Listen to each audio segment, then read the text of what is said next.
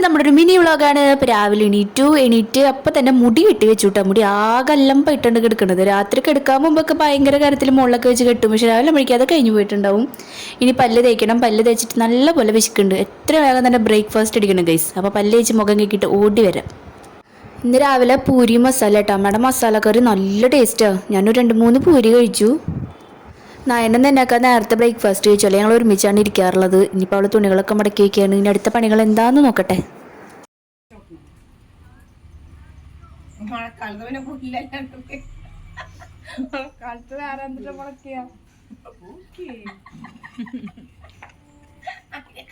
കഴുത്തിലെന്തുട്ടമ്മ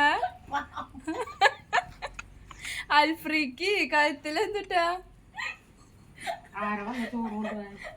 മഞ്ഞപ്പാമ്പാ? വിമലാപ്പൻ.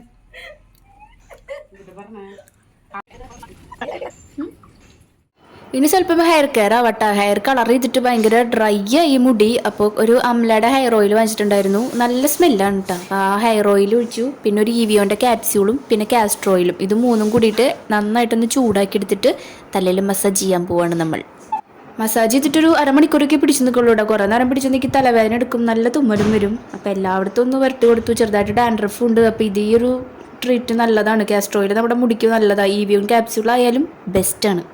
കുളിയൊക്കെ കഴിഞ്ഞു. ഇനി ഫുഡ് അടിക്കണം. ഭയങ്കരമായിട്ട് ഉറക്കം വരുന്നുണ്ട്. എണ്ണ തേച്ച് കുളിച്ച് കഴിഞ്ഞാൽ പിന്നെ അന്നത്തെ ദിവസം നല്ല ഉറക്കം വരും. എല്ലാവർക്കും അറിയാലോ, എണ്ണ ഭയങ്കര എഫക്റ്റീവാണ്. അല്ലെങ്കിലും എനിക്ക് ഉറക്കം കൂടുതലാണ്.